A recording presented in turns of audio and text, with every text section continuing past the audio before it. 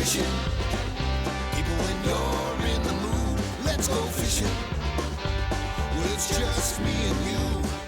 Head on down to the fishing hole. Grab your hat, get your pole. Let's go fishing when you're in the mood. Canadian Sport Fishing is brought to you in part by Rapala, premium fishing gear crafted from experience. Yamaha, conquer outdoors. Dickies, quality workwear since 1922. Blue Cam, a cleaner running engine for a cleaner environment.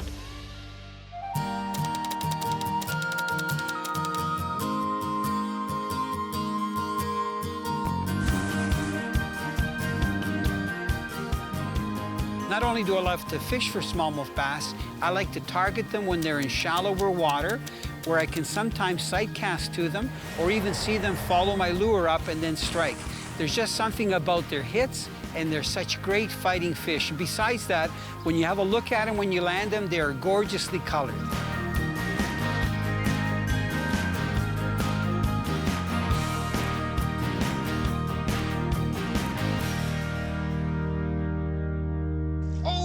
Whoa, whoa, river, did you see that? Look at this. It's got so much energy. Nice thick bass. I think he's hooked okay. He's got the middle hook in his mouth. Man, did that fish whack it. Just slammed it. I've got a net. Oh, now he's got one hook in his mouth. I don't know if he's gonna get off. I'm gonna try to grab it with either my thumb in the lower jaw. Don't thrash. Good. Look it, nice smallmouth to start off. He was definitely fooled by this number 12 ripstop. What a lure. Some people call him bronzeback, but look at, this guy's like green. You can call him a green bass. You know, he wasn't out of the water very long, so he should take off. That is a nice slab. What a nice hit. Okay, are you gonna go nice and quietly? Beautiful. This lure is amazing, and I think one of the reasons why it works so well to what I call close the deal. It's this little tail that goes down that really puts on the brakes, but also look at the color. It's like platinum or chrome. It's much brighter, especially on the back. So when I'm twitching it through the water, I can really see it. And I think the fish zero in on that and they just slam it. So this is the 12 centimeter size, which I think is ideal for most average sized game fish, like small and largemouth bass, walleye, pike, and even for muskie. I know a lot of the guys have been fishing them on the Great Lakes and trolling them for salmon early in the year. And I mean, they look like a smelt, they're the size of a smelt. They are a deadly lure to get these smallmouths when they're feeding on these shallow flats.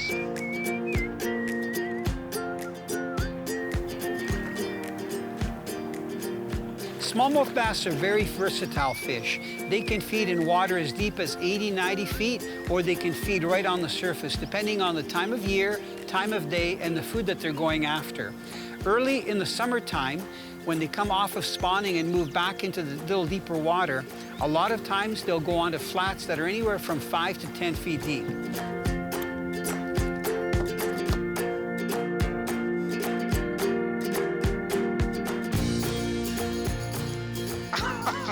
You know, sometimes the fish will follow, and you got to work that lure when it gets close to the boat. A lot of people will freeze and they'll slow down and go, oh, there's a fish following it. That's the last thing you want to do. I think one advantage that I've got this morning, it's a little overcast. You know, when we came out this morning, it was cold. It was probably less than 50 degrees Fahrenheit, but now it's warmed up a little bit. You can see Rivers making sure it's okay. What I'm surprised is that the fish have been hitting the lure broadside. Normally they grab the back end, but this guy went for the middle part again. So you can see he's got one hook in his mouth, and he's got the other one tagged just underneath the gill plate here. There's nice smallmouth. You know, that fish will probably go about, I'm guessing 15 inches. He's just under 3 pounds, maybe 2 1/4. You are going back.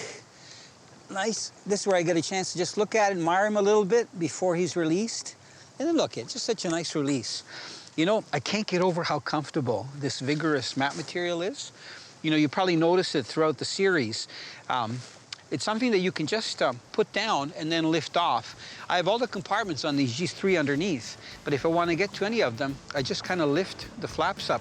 You can see that they're individual mats, they're square. I've got a couple colors here. So these ones are a little bit smaller, the stubs. These are a little bit softer and bigger. I do a lot of kneeling in the boat, you know, when I'm trying to get the hooks out of a fish sometimes, or if it's in the net, and especially for the release. So this is so comfortable. Combined with these Liguano, they're called Barefoot Technology, the stubs here and the stubs here, it is so comfortable. Gotta have more stubs. I even have them on my seat. You can see the red mats that I have right there. They're made by Vigorous too, and those are called the spike mats, SP1KE. So the older I'm getting, the more I'm appreciating fishing in comfort, you know, whether it's having a nice platform to cast from or having something soft to stand on. But I'm telling you this, I don't get a sore back, so you'll very seldom see me do this like a lot of guys do, standing on carpet or like on vinyl or linoleum. The cushion really helps. Closed captioning is brought to you by Cable's Eyewear Retainer. Lightweight, comfortable, adjustable, and waterproof.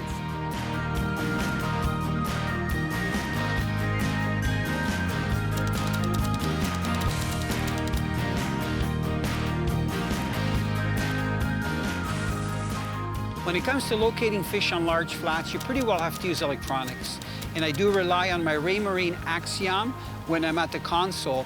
Usually when I come onto a flat, I try to work my way to the middle of the flat before I start looking for structure or other details that I know will attract the smallmouth bass. Once I start marking it, I'll jump to the front of the boat and turn on my Dragonfly. And then I lower my electric trolling motor and I work the area very slowly. Even on the best of charts, when you get onto flat areas, on the chart they'll just show them being the same depth.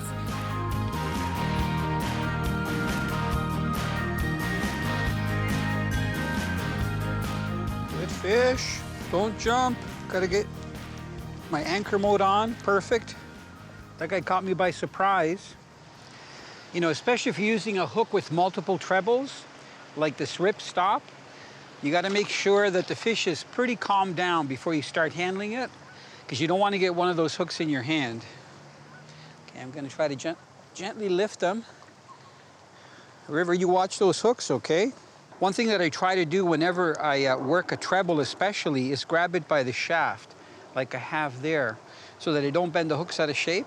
Look at, nice chunky, all these fish are nice and chunky. So it's telling me that they're feeding.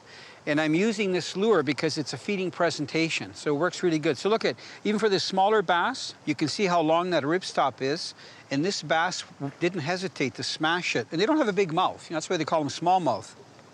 Look at that nice bright skies. I like those stripes. It's kind of like a tiger stripe on the side. Beautiful to see them go like that. The one thing that I've done with these twitch baits, I've gone to what I would call a longer fluorocarbon leader. Because of the conditions, I'm fishing pretty clear water. So here's my fluorocarbon, it's right about there, and there's my lure. So we're looking at, I'm guessing, about 3 feet or a little bit longer. This is 12-pound fluorocarbon, and then I believe this is 20-pound braid. I prefer to use a braided line when I'm fishing these twitch baits, just because when you set the hook, you get a good hook set, and also when you're manipulating the lure, you know, when I'm casting like this, look, I'm literally twitching it. So I'm casting it out, and if you watch my rod, if my rod moves like a foot or two with that twitching action from side to side, my lure also moves a foot or two. It doesn't stretch like monofilament line. Monofilament line is great if you're finesse fishing, you know, like when I'm steelheading or fishing for panfish or small trout. But for this twitching, to have the most control over your twitch or slash bait, the braid really helps. And also, when they hit it, you get a really good hook set.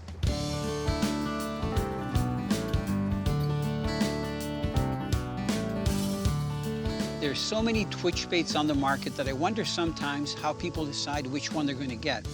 I really look for a couple of things. The first thing that I look is the profile of the twitch bait. Now, this is called the Shadow Wrap Shad. It's made by Rapala, and you can see that it's got a nice deep body, but it's also thin. If you look at it, it's not too thick. I like that because that gives it a lot of deep flash when it's wobbling. So one of the things that I look at is the body profile of the fish. The other one is the lip. You can see that this has a small, thin lip. So I don't want a lot of wobble.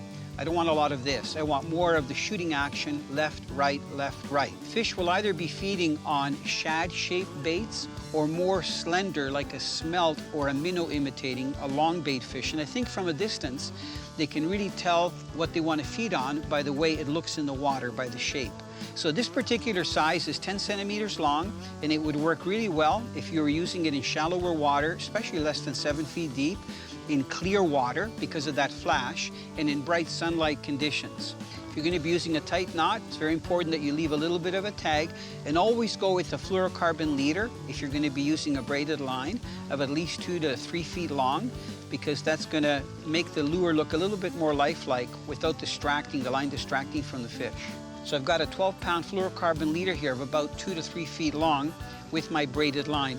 The braid actually helps you in casting distance and also gives you better hook set and also twitching control.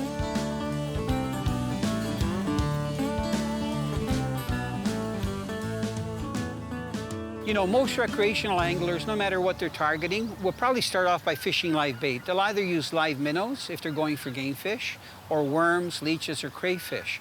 But I find that over the years, I've built up such a high confidence in using artificial lures because I can manipulate them to look more lifelike than the real thing, especially when you're trying to fish the different levels in the water column. One of my favorite lures to use when I'm targeting smallmouth bass is a twitch bait. Now, twitch bait come in all different sizes and configuration. I use a variety of colors in my twitch baits. Usually, if it's bright and sunny out, I'll go with a very silver color, lots of flash. If it's overcast out, I'll go with something that's got an extra flash on the tail, like on the ripstop, where they have either silver or gold, and it's very flashy. I want that kicking action to attract the fish that are interested in it to come in and then to nail it.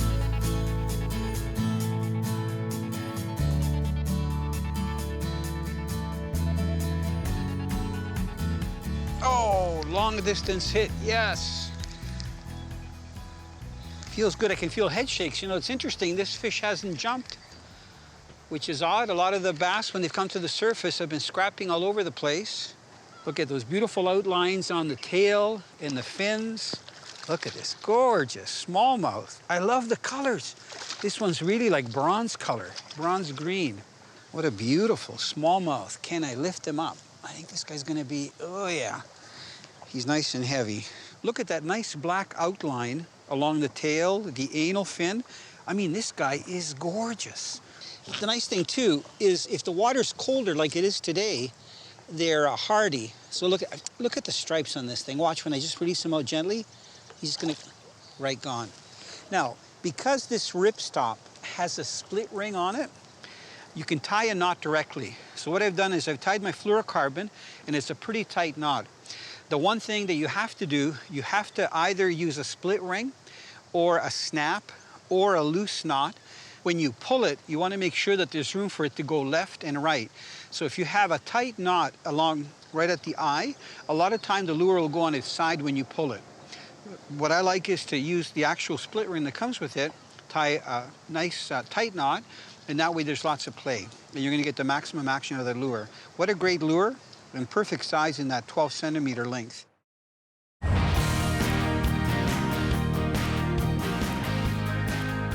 Twitching to me is a real challenge because it's like an interactive game. It's one thing to cast crankbaits or to cast spinner baits and just to reel them in continuously. When it comes to twitch bait fishing, it takes a little bit of strategy and creativity. And a lot of people that haven't twitch bait fished before find it a little bit awkward because they'll get hits and they'll miss fish, or they'll see fish and then they'll lose fish, they won't strike. So I find that you've got to find the right tempo and the right twitching time to twitch it. Sometimes it's big lashes, sometimes it's short twitches, sometimes it's a combination of both. Nice smallie. The wind's picked up, so it's made it interesting for boat control.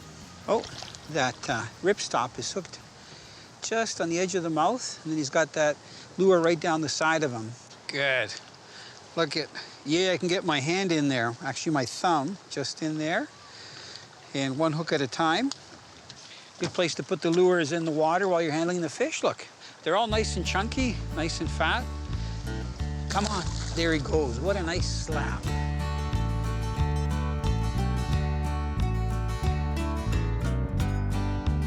Today I'm fortunate because the fish are very excited, and I was using the ripstop that was working really well, even the 12-centimeter one, which is pretty long.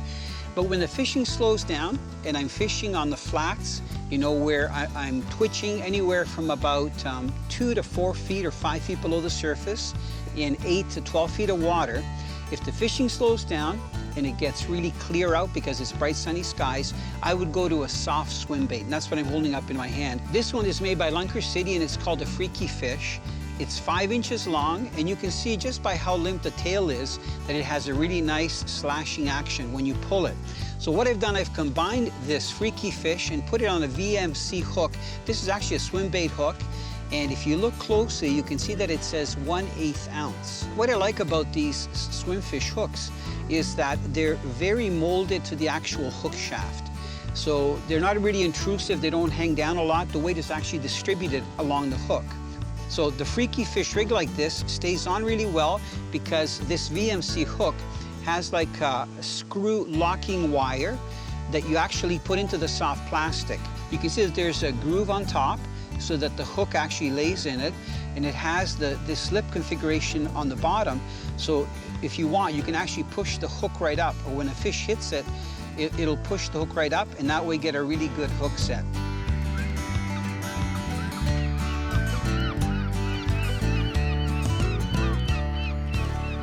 You know, once you hook a smallmouth bass, they usually fight hard. I mean, they don't give up, and they're very erratic. Sometimes they'll turn, run the other way, but a lot of times they'll just head to the surface and either try to tail walk, or they'll head shake, or roll in the line, or do a combination of all of those.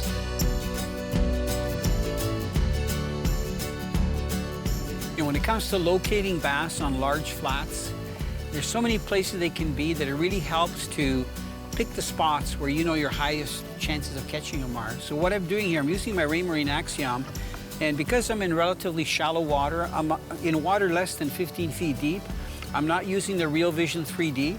I'm actually using the chart on my left side, and I'm using my down vision on my right. And on my chart, I'm looking for the humps that are on the flat or rock piles. Like you can see here, just below my speed indicator, there's a spot there where the water is green.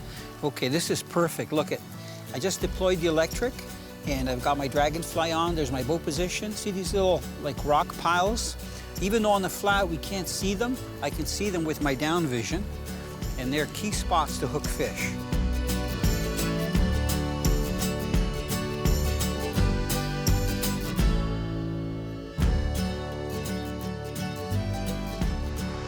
Oh, little bit deeper water, change of location, but still working the twitch bait. And this guy came out at probably about 12 feet, but oh, he's got one hook left. Okay, let's see if he's gonna throw it. There we go. Throw it right back. River, you watch out, okay? There he goes.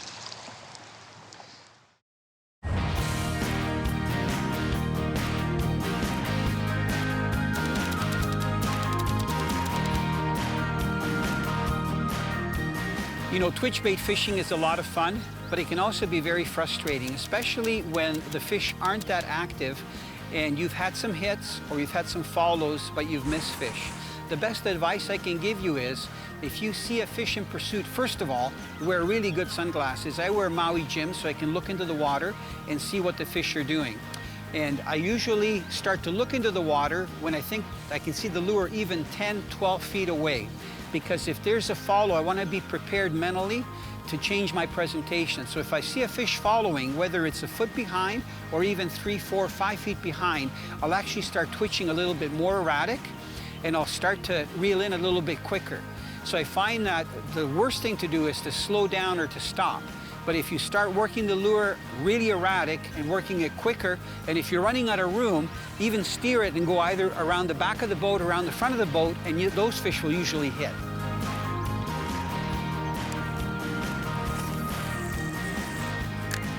You know, I love fishing with the spinning outfit. I brought a couple of bait casters with me, and I did cast them for a little bit, but because the winds picked up, the spinning outfit is a lot more efficient, especially with lighter line. Look at, this is actually the first fish that hasn't really smashed the thing.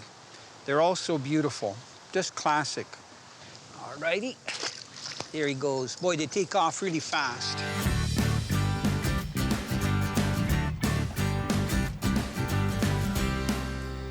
Twitching is such an effective presentation that you can use it from the time bass season opens right up until literally it closes in the fall.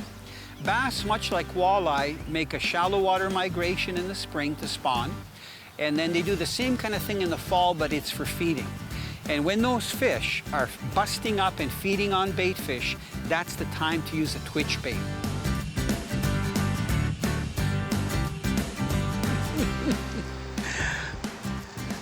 I feel like a big kid having fun with these bass. I'm trying to keep them on the surface so they won't dive down. Head shaking. Gorgeous. There. Very, very nice. Nice green smallmouth, full of energy. All righty. There you go, Mr. Bass. God.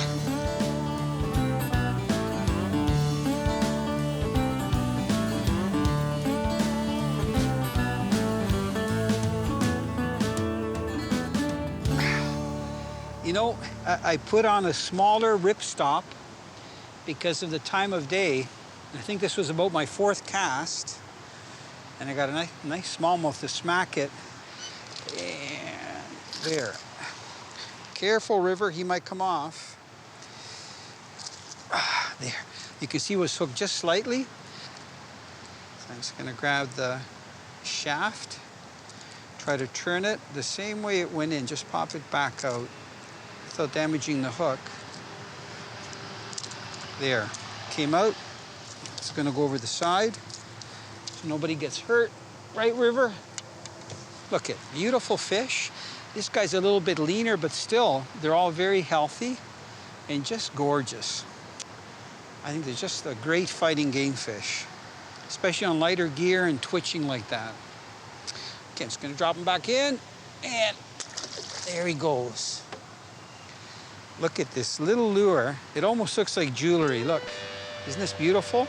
This one's got a little bit of gold on that little tail flap, silver on top. Look at, nice little colors. Canadian Sport Fishing has been brought to you in part by Rapala, premium fishing gear crafted from experience. Yamaha, conquer outdoors. Dickies, quality workwear since 1922. Blue Cam, a cleaner running engine for a cleaner environment. So we've gotten off the flat and we're just working. It's kind of a shelf that's about, I'm gonna say 10 to 15 feet deep. And we're only about, I'd say a couple of 100 yards out from shore. And I still am working this lure that's only going down about 4 or 5 feet. There's another boat ahead of us.